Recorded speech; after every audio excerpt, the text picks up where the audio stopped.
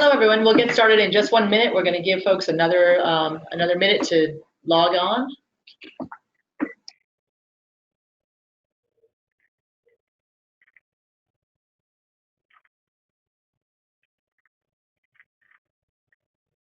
Effective is because the assessment tools we use tend to focus on skills and discrete skills. The discrete skills are learned more easily through direct instruction.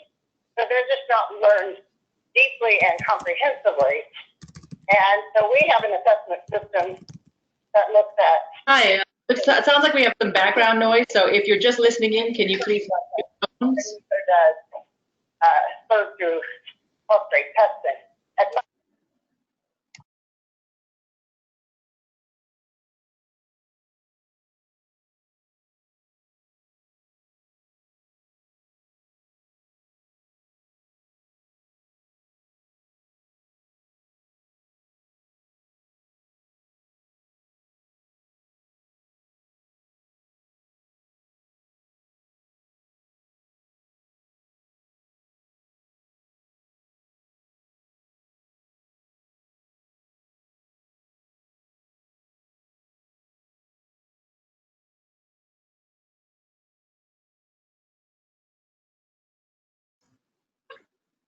Hi, everyone. Thank you very much for waiting, and we're glad to get started this afternoon. Thank you for joining us. I'm Beth Karen from the National Governors Association Center for Best Practices, and this is the Financing and Equitable and High Quality Education System webinar focused on investing in early learning. And let me just say Happy Valentine's Day to you all. We're glad you're willing to spend your Valentine's Day with us. And without further ado, let's turn it over to our presenter so we can jump right into the content. Good afternoon, everyone. Welcome. We're very, very glad to be here today. Just to get started, we want to share a little bit about ourselves. As you can see, here are our pictures. I'm over on your far right. This is Judy Ennis. I'm a senior program associate. On the far left, you'll see Jason Willis. You'll be hearing from him in a moment. Alex Berg-Jacobsen, who works on our team, is not with us today, so you won't be hearing his voice, but we wanted you to see his work has been contributing here. And Kelsey Krausen, who is my co-presenter right here. On the line, we also would like to say that not pictured, but we're very glad to have on the line is Lori Connors-Tadros from the Center on Enhancing Early Learning Outcomes. She is joining us today and will be sharing a little bit about the center in general and about their work in the area of early finance in particular. So we're grateful to have her with us as well. Next slide. Hi, everybody. Hi, Lori. This is a little bit about us. We are from WestEd. On the left, you can see our mission. WestEd is a nonprofit, nonpartisan research development and service agency that works with education and other communities to promote excellence, achieve equity, and improve learning for children, youth, and adults. As you can see on the right, we're spread across the U.S. with more than a dozen regional offices working in 46 states, plus D.C. right now. So if you happen to be near one of our offices, come by and say hello, and we'd love to see you. Next slide.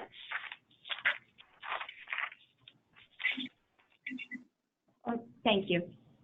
Here are our objectives for today. We hope that in the next hour we have together, we will engage in a dialogue with each of you about early learning, build a common understanding of key issues in school finance. We'll share some current research about the most pressing early learning issues nationally and share specific state examples. We'll also examine trends in early learning finance that signal possible future directions, and we'll highlight resources to support your exploration of this topic after our time today is done. We also understand that you all have a background in early learning, and so we hope that these resources will help you in your conversations going forward. If that sounds good to you and you've logged into the right webinar, then we'll now take a quick peek at the agenda.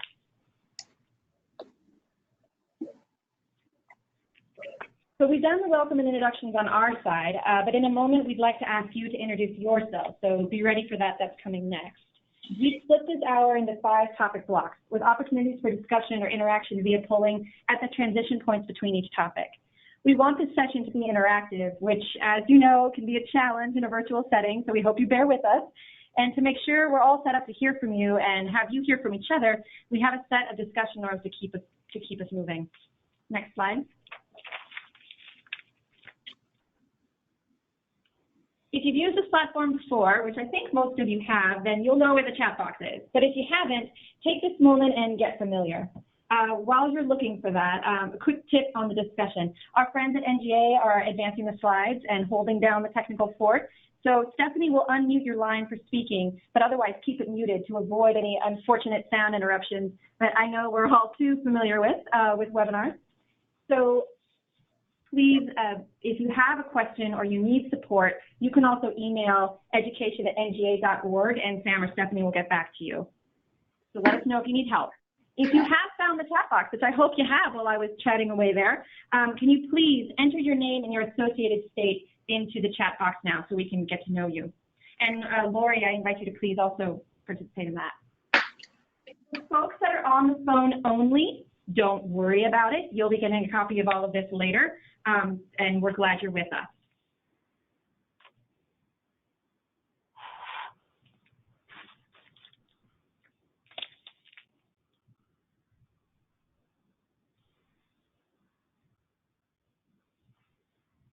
Okay, so what I'm looking for right now is folks to put their name and their associated state into the chat box.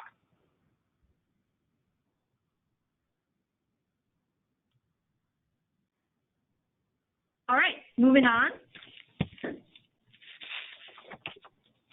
One of the ways that we would like to have us all interact today is through using the poll feature. So this is new to us, so if you could go to the next slide, please. This is a warm-up poll, and we're hoping that you will share with us your perspective. We're going to use this as feedback as we go to guide places in the presentation today that we should spend a little bit more time on or a little bit less time on, depending on your responses. So if you could please complete this poll, what issues related to financing early education are you most interested in learning more about? Just as a warm-up, make sure this works for all of us.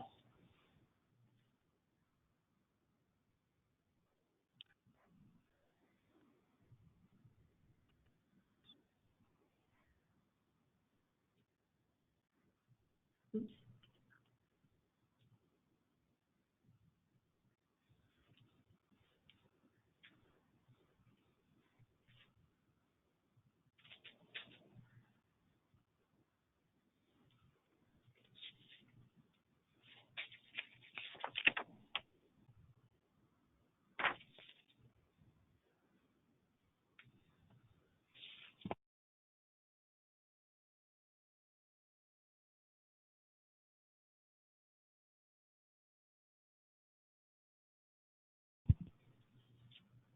All right. Teacher compensation, hot topic. Very good. We do have a little bit of information about that. Professional development support. Excellent. Okay, we really appreciate you participating in the poll. And if you had any trouble with that or need support, remember to email education@nga.org to get a little bit of help. Okay? All right, we're going to switch gears now, and I'm going to pass this over to Jason Willis, our director, to give you some high-level info on the national context related to school finance. Great. So I just want to spend a couple of minutes providing some context for some of the work that's been happening across the country, particularly as you represent your state and your state's context. I think it's important to recall some of the kind of emerging trends that we're seeing across the country that really put this work of early learning and how to finance early learning in the context of some of the broader trends. So on the next slide, I want to talk just for a moment about some of the social and demographic trends that are impacting school finance issues. The primary point of emphasis here is really the last point.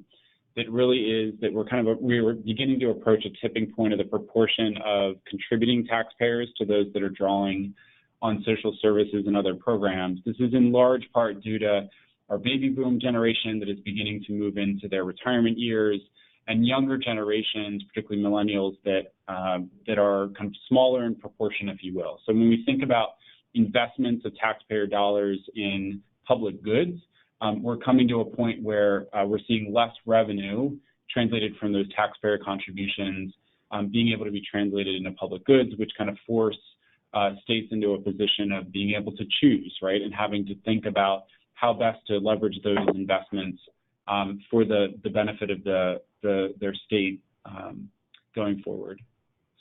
So building on that, one of the things that I just want to point out is thinking about the kind of volatility of state revenues. And in particular, on the next slide, what you can see is a trend over the last 30 to 35 years in a reduction in property tax, excise taxes, and other taxes, with larger increases in individual income and charges and miscellaneous. And so what this means as a bottom line is that a growing trend that we've been seeing across states is showing us that the type of revenues that states are bringing in are more volatile and are more closely tied to things like the stock market and the kind of winds of change when it comes to economic boom and bust periods throughout the coming decades. And so why this matters is, in particular, as we think about, as we move to the next slide, what our kind of future ahead of us looks like. And while we've seen this kind of roaring economy that's been happening over the last year, much of the way that we think about increases in public good and investments in those various areas in the states, you can see this outlook from Standard & Poor's Global Market Intelligence really is marking about a 2 to 2.3% increase in spending overall throughout states. So nothing that's super aggressive, nor are we moving into what looks like at the moment any large recessions outside of that national trend. But what we do see is a kind of slow, shallow expansion that will continue to persist, which again continues to put pressure on states to make a set of decisions, particularly when we think about some of the larger growing expenditures within state budgets. And so on the next slide, what we can see here is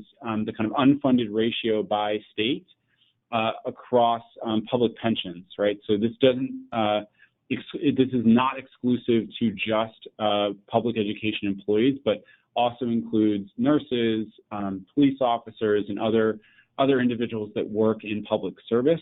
And what we can see here is a pretty broad range, but I think the big point here is that we've got nearly 21 states that sit below a 75% funding ratio, meaning if we calculate the amount of money that the state has made as an obligation to public employees as compared to the reserves and assets that they have at hand to pay those obligations, what we find is that nearly half of the states only have 75 cents on the dollar to pay towards those obligations.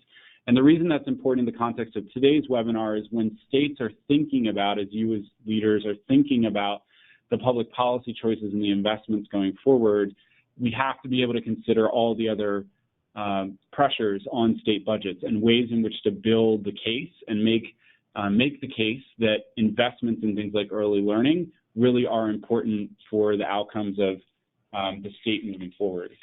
And finally, just want to talk a little bit about impact to students and employees and really thinking about the ways that this impacts early learning as well. And I'll draw everybody's attention really to the bottom left-hand bullet as we think about these investments that ultimately, yes, it is a public policy and it is a social and economic good, but one of the things that really creates impact when we're looking at making these choices is thinking about investments in key student supports that may wane in these budget times and thinking about ways in which to really contribute to those programs in a way that continues to build that longer social and economic benefit for the state moving forward.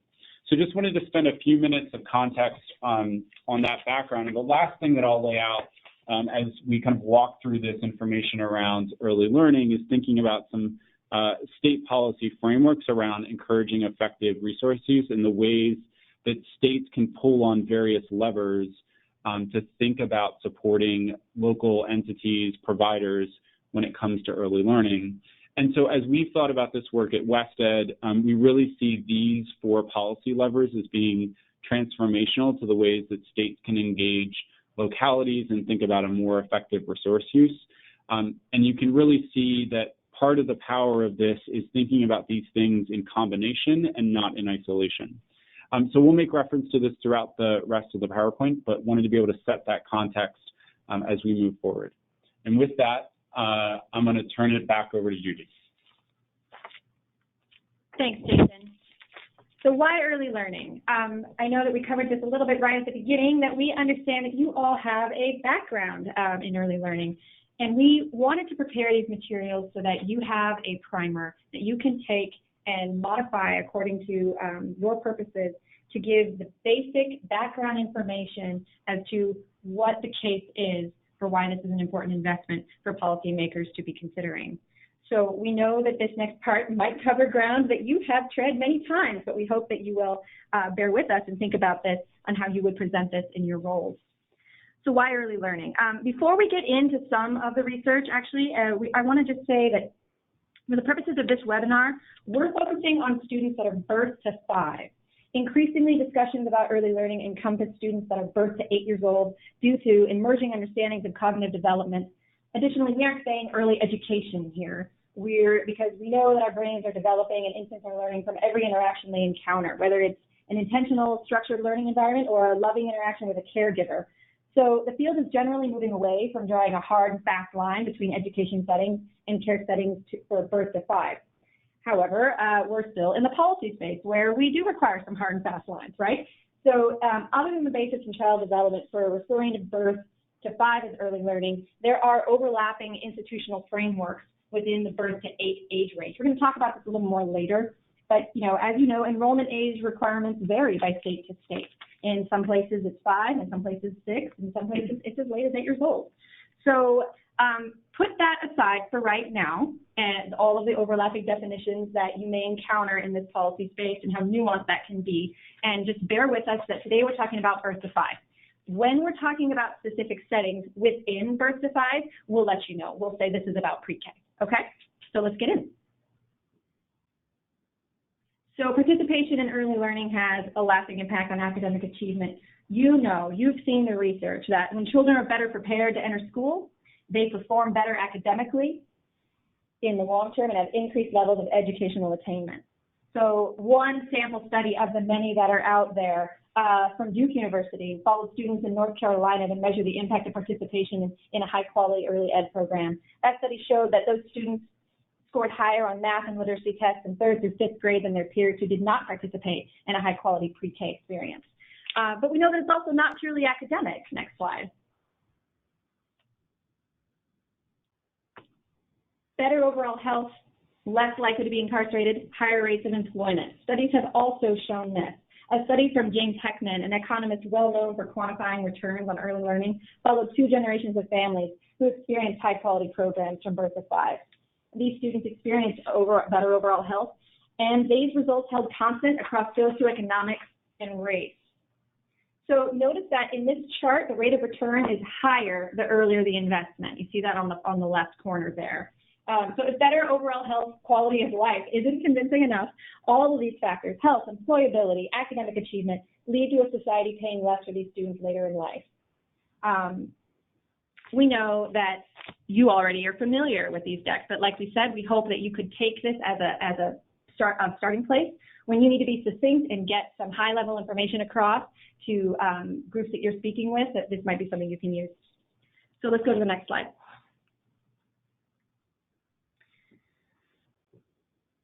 Again, in your conversations, this might be a good way for you to think about this. There are different settings and types of supports that fall under the umbrella term of early learning. So some of these might be familiar to you and some of them may not be. Let us know if they're not in the chat window so we can follow up with you and give you more information about any of these topics. But you'll see that this ranges from infant toddler providers to family child care settings to the classic preschool, which is the bulk of what we'll be talking about today, through transitional kindergarten. Early intervention refers to also services that are provided across multiple settings, and it's also a separate category that we can discuss under IDEA. So let's go to the next slide. Okay, so hopefully you can take that, and when you need to be succinct and get the point across that early learning matters, you can put your spin on that background information. If you want something a little bit different that would suit your purposes, please reach out to us. We're happy to help you. But right now I'm going to pass it over to Kelsey to talk to you a little bit about trends in early learning. Thanks, Judy. Good afternoon, everyone, and happy Valentine's Day. In this next section, we're going to discuss trends in pre-K, and specifically, we're going to look at enrollment and access, as well as program quality. Next slide, please. So this slide draws from the National Institute for Early Education Research State Preschool Yearbook, which was released in September of 2017, and the data is from 2015-2016. And as the slide shows, across the country, almost 32% of 4-year-olds and nearly 5% of 3-year-olds were enrolled in state-funded preschool in 2015-16. In real terms, this equates to states adding nearly 3,000 more 3-year-olds and over 40,000 more 4-year-olds to their pre-K programs since the previous years. And enrollment has steadily increased over the last 10 plus years. Also, as you can see, increases in enrollment are largely driven by increases for 4-year-olds. In 2002, 14% of 4-year-olds were enrolled in state-funded preschool, so the enrollment rate has more than doubled. Whereas only 3% of 3-year-olds were enrolled in 2002, and in 2016, this rate was still only 5%. So it's also important to note that enrollment really varies widely from state to state. Next slide, please. The next slide shows the breakdown of the percent of students enrolled in state-funded pre-K by state. So for example, in approximately 40% of states, 0 to 10% of 4-year-olds were enrolled in state-funded preschool, and in approximately 16% of the states, between 60 and 80% of 4-year-olds were enrolled in preschool. So this chart also includes students enrolled in the District of Columbia. And DC once again served the highest percentage of 3-year-olds at 70% and 4-year-olds at 81%, and therefore is ranked first for access in the yearbook. And 3 other states, Florida, Oklahoma, and Wisconsin, ranked second, third, and fourth respectively for access. And all of those states serve more than 70% of 4-year-olds in the state. At the same time, 6 states do not have programs. Yet as we'll come back to throughout this presentation, neither this chart nor the one shown on the previous slide really captures program quality. And in fact, some experts contend that quality improvement is slowed by tight funding or funding that really hasn't kept pace with enrollment growth. Next slide, please. So now we turn to the quality of state pre-K programs, a continued issue nationwide. So to help address this issue of quality, we draw again from the National Institute of Early Education Research Yearbook on state-funded pre-kindergarten programs. And the report includes a rating of all the state-funded pre-K programs based on NEAR's quality standards, which were revised for the 2017 report to really raise the bar on what's considered a quality program and to focus more on policies that support continuous improvement in teaching. And those are the standards that are reflected in this slide. So among the quality standards included by NEAR, which are all based on research about the qualities of an effective preschool program, are that preschool teachers receive at least 15 hours per year of in-service training, that class sizes are 20 students or lower, and that the staff-to-child ratio is 1 to 10 or fewer, and that's just to name a few of these standards. So only 2 states, Alabama and Rhode Island, met all of NEAR's new quality standards. So this indicates just the need for attention to quality across systems. And I also want to mention that the NEAR report also notes that at the time of the publication of the report, that states really hadn't had time to change their policies to reflect these new quality standards. Next slide. So next, I want to just quickly highlight Alabama's pre-K program, since Alabama was one of the 2 states to meet all of NEAR's new quality standards, and Rhode Island is the other state that met all of the standards. And of course, we have lots of love for Rhode Island as well, but we've decided to focus on Alabama for this presentation. Alabama's program began back in 2000, and they served just 750 children. And as of 2015-16, the program was serving more than 11,000 4-year-olds. And to highlight just a couple of notable aspects of the program, and you can find more in the NEAR report. First, Alabama's pre-K program uses a curriculum that incorporates recently updated early learning standards that are aligned to the kindergarten content standards. In addition, all classrooms are supported by a coach who works with the teachers to improve instruction, and classrooms are monitored for continuous improvement. Alabama also requires a lead teacher in each classroom who has a BA plus an early learning credential. And Alabama has also introduced policies to support salary parity, which is another hot topic in early learning currently. Okay, next slide. So similar to K-12 education and higher ed, one of the driving issues for states and others to contend with in early learning is the issue of equity. And we want to frame the equity discussion in terms of three main issues in early education: access, quality, and affordability. And some of these we've already touched on a bit. So first, access. So children from low-income families are less likely to be enrolled in preschool than their more affluent peers. In addition, subsidized programs often have limited placement available, which just results in lower access overall. And finally, there are many communities that are referred to as child care deserts, where the child care options are simply inadequate to meet demand. And among the areas most affected by these child care deserts are lower income rural areas. Next is the issue of quality in the middle box. So while most children who have access to preschool attend moderate quality programs, students from minority low-income families are the most likely to attend low-quality preschool programs and the least likely to attend high-quality preschool programs. And these racial and socioeconomic disparities in access to really high-quality early education contribute to the achievement gaps that we see when children enter kindergarten. So referring back to NEAR's quality standards, 13 state programs met half or less of the quality standards benchmarks, including states serving large numbers of children in poverty. And finally, the far right box, the issue of affordability. Many privately available programs are out of the reach for low-income families. And at times, the income eligibility limits for public preschool programs just don't reflect the economic realities of families whose incomes may exceed the limit, but who are not able to shoulder the cost of preschool on their own without creating financial instability. And it's also important to note that one group that's been underserved as it relates to both access and affordability are working class families. While many of the lowest income children have access to programs and affluent families can afford to pay for private programs, it's the working class families, working class children whose families really struggle to pay for preschool and who frequently don't qualify for subsidized care.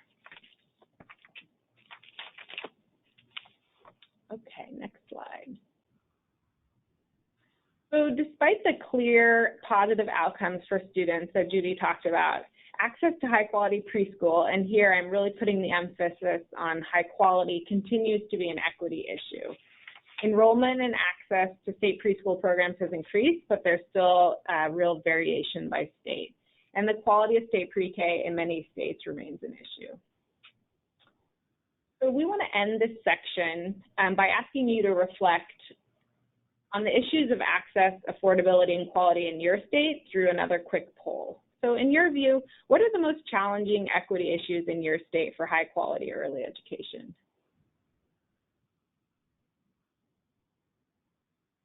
I'll give you a few minutes to type in your responses, or a minute maybe.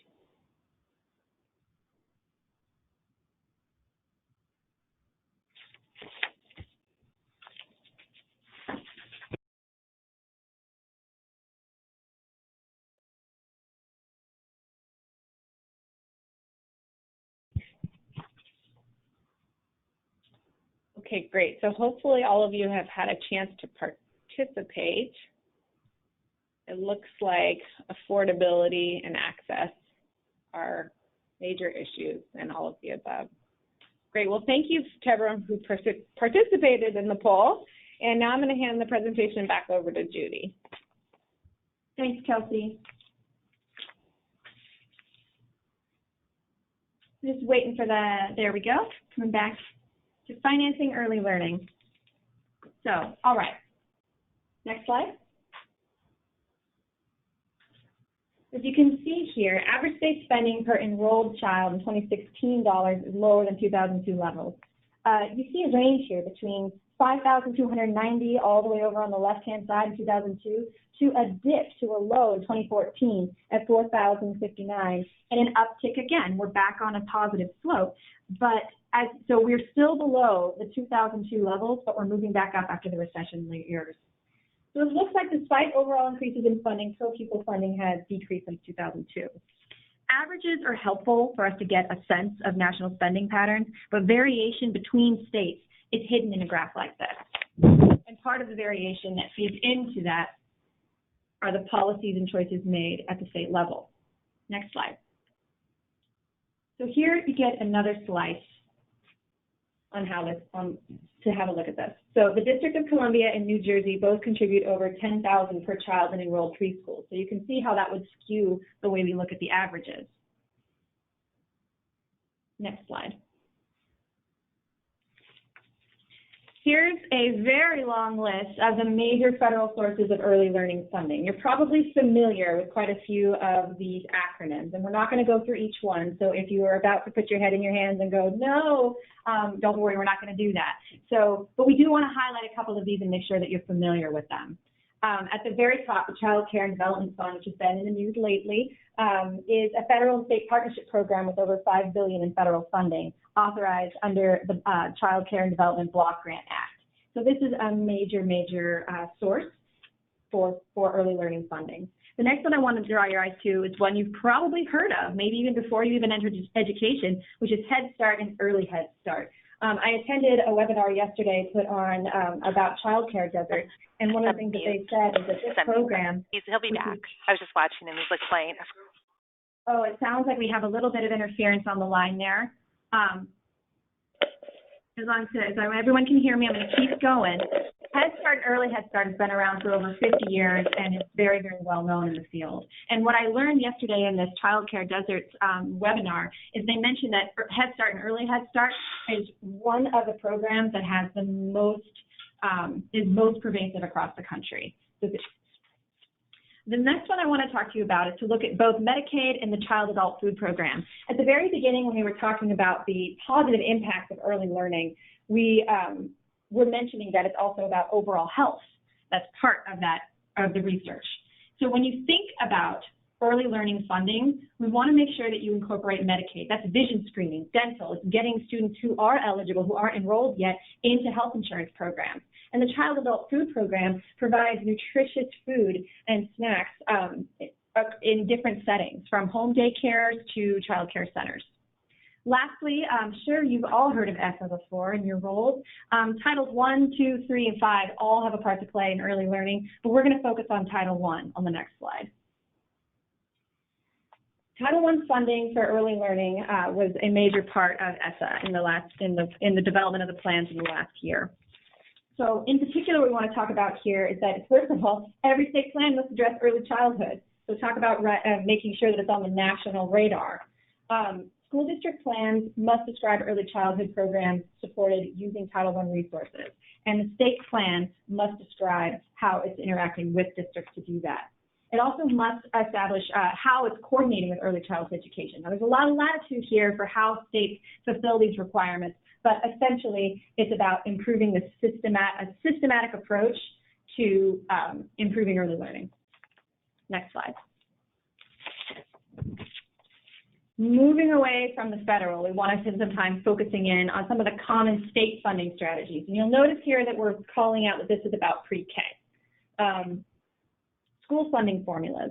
9 states plus DC incorporate pre-K funding in their school funding formulas. So making that link between what happens in our K-12 education space to the early learning space absolutely clear through the funding formulas. Other states also include dedicated funding streams and taxes through lotteries, beer, tobacco, and gambling. Legislative budget process is another way to do it. New York and Florida have both done this, but one thing to consider there is that once it's negotiated in the state budget, then it's up for renegotiation. So it's a little bit different than having it protected in the long term. We also want to highlight that local tax initiatives as a layer of funding that's common within and blended with state funding strategies. We wanted to share an example in Denver. This is approved by local voters. The DPP program or the Denville Preschool Program, helps make preschool possible for all Denver families, regardless of income, through tuition support and access to information. So Denver voters reauthorized this in 2014 after it was originally voted in 2006, and it's extended to 2026 at this point. It's funded by a 0.15% sales tax, and it has provided more than $80 million in tuition support to 41,000 children. Okay, so you can see that there are a lot of different ways the states approach it, so we're going to talk about this in a little bit more detail. Next slide.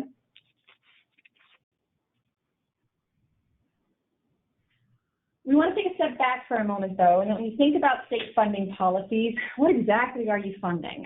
We shared in the poll at the very beginning some of the current topics that are considered primary areas to dig in deeper in order to focus on quality, access, and affordability. If you want to expand quality access to quality care, then looking at these topics is key. So teacher compensation. Right now, we know that early education providers are not paid as much as their K-12 counterparts. In professional development support in early learning and in the K-12 space, we know that this is a major factor in improving interactions with students over the long term, from novice to veteran educators. I'm not going to go through these bit by bit here because I know that you already responded in the poll, but we want to make sure that these are on your radar and offer that this is an area that we'd be happy to give you resources to dig into deeper. So next slide, please.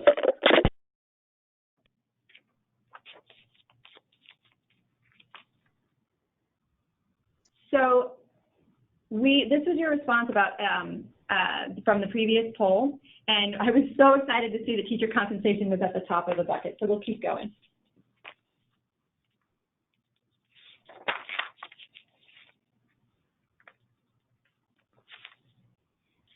So we want to share with you some of the emerging ideas from the field and focus on two primary policy levers. A little bit about where we came to these policy levers. We've done a scan of the research, and many organizations have put out lists of multiple recommendations, 3, 5, 7 recommendations in a single report. We chose these two that we're going to discuss with you in a moment because they were consistent across multiple groups and organizations that are advocating in the field. So if we could go to the next slide. At the very beginning of our discussion today, Jason shared with you this frame for thinking about how state policy can encourage effective resource use. So he already broke this down for you. I'm not going to go into detail here, but we'd ask you to think about this frame when we talk about the state examples in the next slide coming up. How do they embody flexibility, support, accountability, and transparency? We're going to talk about that a little bit in a moment. So lever number one that we'd like you to think about is using funding to incentivize improvements in quality. So there's different ways to go about this in terms of how you're defining improvements in quality. You can think about this in terms of creating a basis for ratings by defining state quality standards. And that really gets down to program level improvements. Next slide.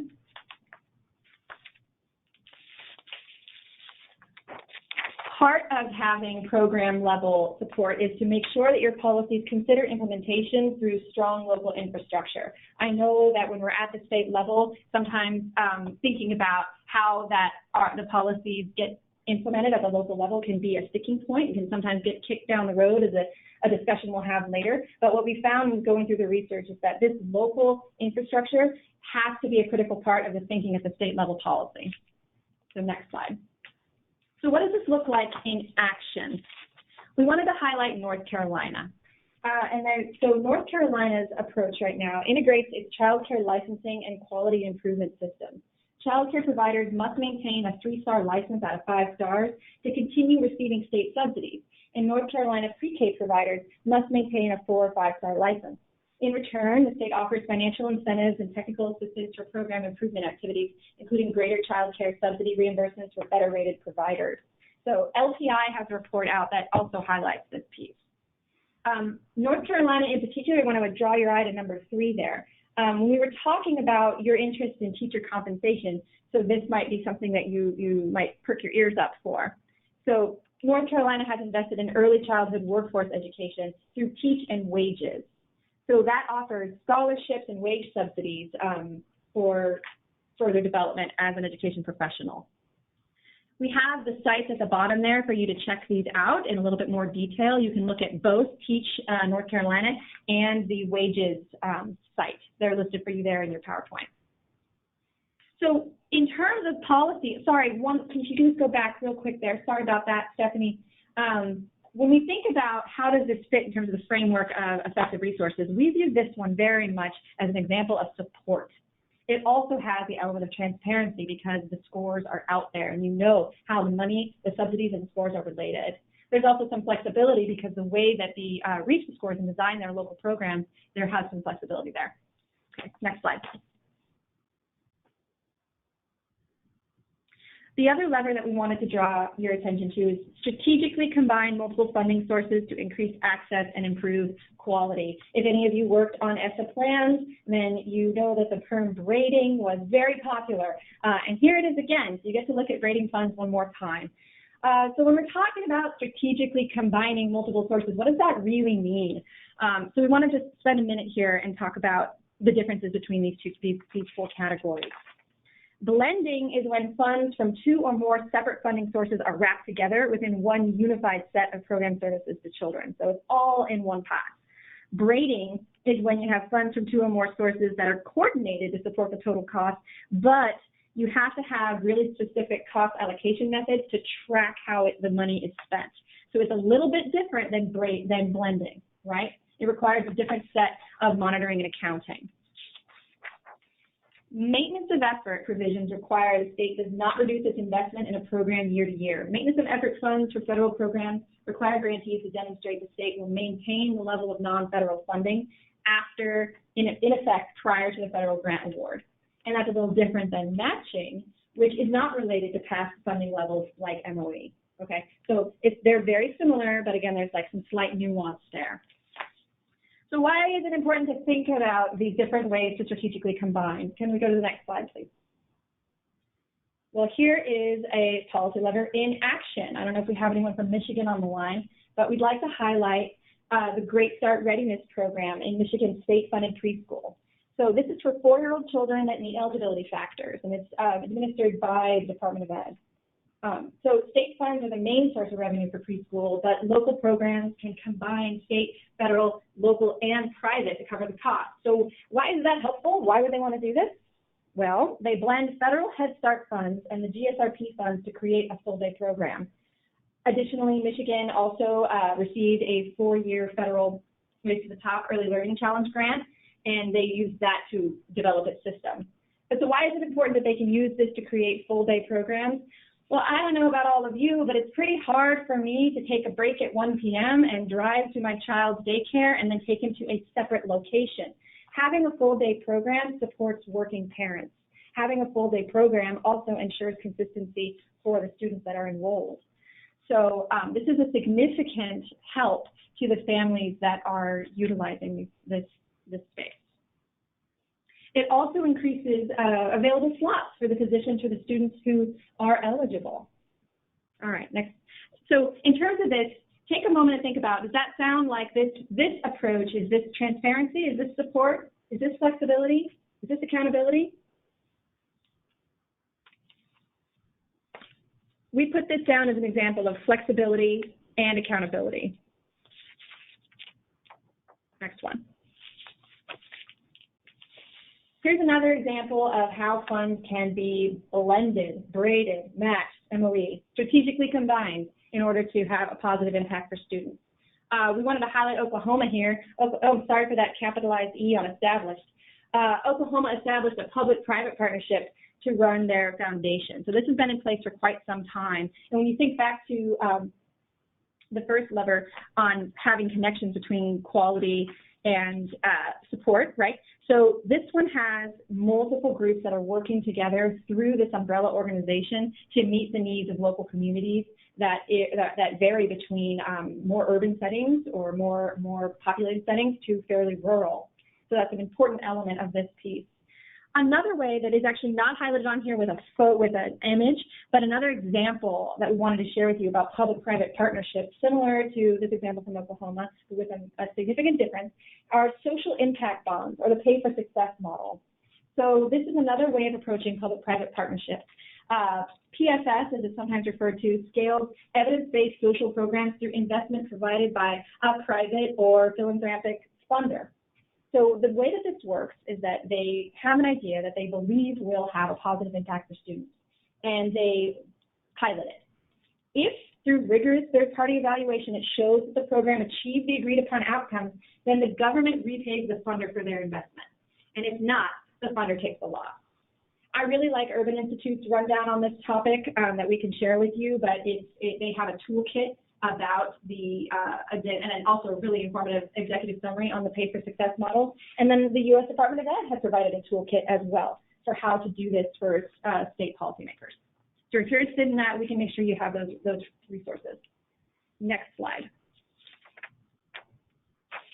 Here's a little recap for you. Across the research, we know that these two and the current practices that are happening in states, that these two levers are trickling up in popularity. Use funding to incentivize improvements in quality and strategically combine funding sources to increase access. One piece of nuance that we want to push here for lever number one. When we talk about using funding to incentivize improvements in quality, we don't want to go back to making the mistakes that happened under NCLB, where we have really, really rigorous testing happening in early child care settings. We want to make sure that this is used in a way that allows for some local context and local interactions between districts, local providers, and the state to meet the needs of their children. Next slide, please. So I'm going to pass it over to Jason Willis to talk us through some next steps that you might want to consider.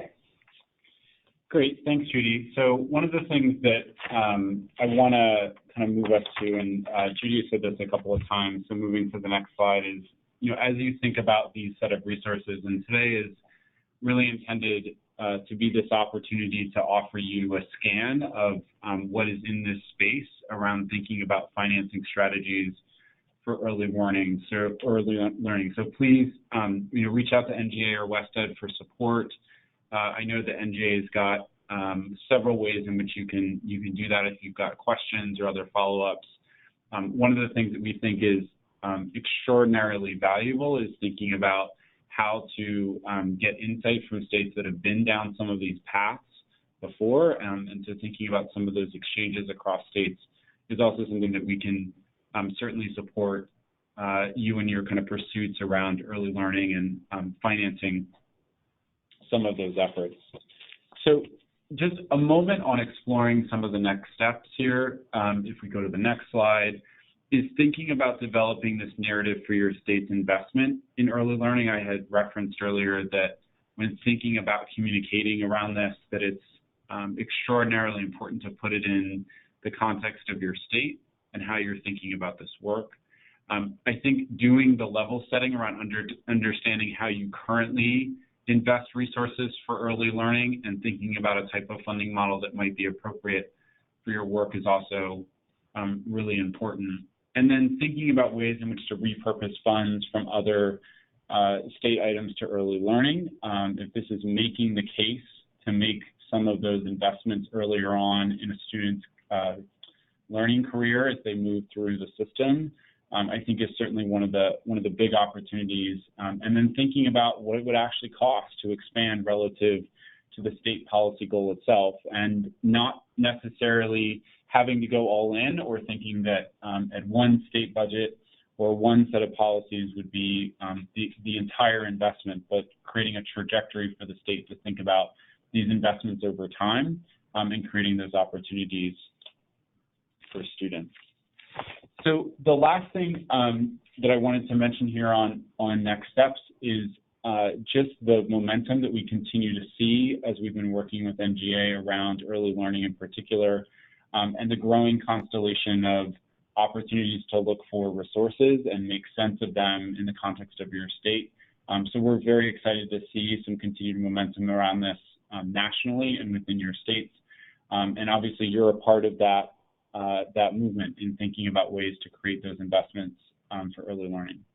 So I want to turn it over to our colleague Lori at CELO, who's going to talk a little bit about some of the additional resources that exist out there, and Mandy's been posting some of those resources in the chat box. If you haven't had a chance to take a look there, please do so before the end of the webinar. And I'll turn it over to Lori for a couple minutes. Hello, everybody. I'm Lori Connors-Tadros. I direct the Center on Enhancing Early Learning Outcomes. We are funded by the U.S. Department of Education to work with all state education agencies and their partners to improve outcomes. We've long been a partner of NGA and others. I wanted to just quickly share our focus areas. We do quite a bit of work around the costs of preschool quality and financing and sustainability. I've given you a link there to a cost of preschool quality and revenue tool, which is a free tool. We've been using it in a number of states, including Kentucky, working with a number of partners, including the governor's office there, Indiana, Washington, and others to, exactly as Jason just said, cost out the policy options that you might be considering, whether they're increasing qualifications of teachers, increasing access, and how you might look at that and how you might strategically plan for that over time.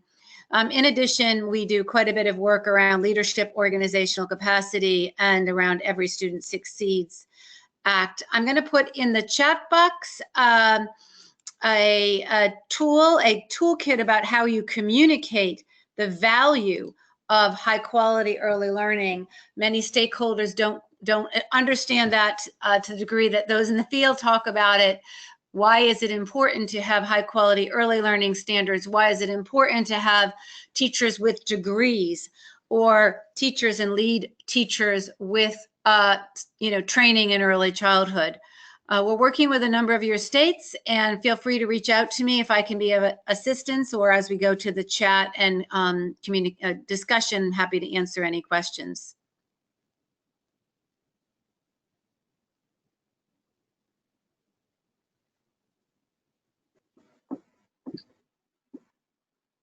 Thanks so much, Lori. So I think we just want to open it up for, we've got about 5 minutes or so before we're going to close out the webinar. And so you all have been very willing participants with some of the polls, but if you have questions or comments of any of the panelists that have presented today, just want to create an opportunity for you to ask any questions. And of course, if you're not in a place to ask it over audio, we always have the chat box too if you had a question that you wanted to ask. So we'll just pause here for about 30 seconds and you folks have any questions. So we'll unmute your lines now, and you can ask questions if you want. If we hear a lot of background noise, we might unmute you. So use the chat box or raise your hand in the box if you accidentally muted. And also, let me draw your attention to, on the screen, you can also scroll down to the handouts. And the handout section, in addition to the PowerPoint, is a resource list where you can get many of the resources that we've referred to on this call. I also want to just draw your attention to a brand new resource that came out today from the Center for American Progress, which is a toolkit where you can, an interactive toolkit where you can type in your state, you can choose the age range that you're interested in, and they'll show you what the average cost is for childcare. So it's a nice companion to the preschool cost of quality work that Lori's doing at CELO to look at the childcare community. And then you can move levers to say, I want to think about increasing teacher compensation. How would that increase the cost? Or I want to decrease the classroom size. How would that increase the cost or impact? So I'll send that around to everyone as well. So let me pause and see if there are any questions from anyone on the line.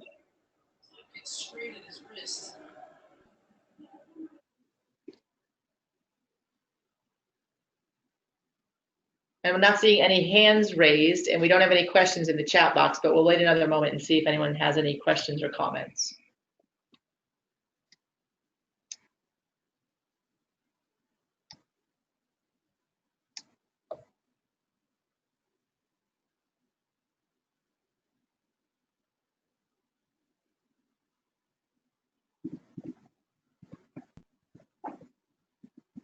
Okay, well then, hearing no questions or comments, we'd like to thank our speakers. Thank you so much, Jason, Kelsey, Judy, and Lori for joining us on this webinar. And thank you all for spending this time with us, and be on the lookout for some additional resources, and please reach out to any of us and let us know if you have any follow-up questions as you look through the materials. Thank you all so much for joining us, and have a wonderful afternoon.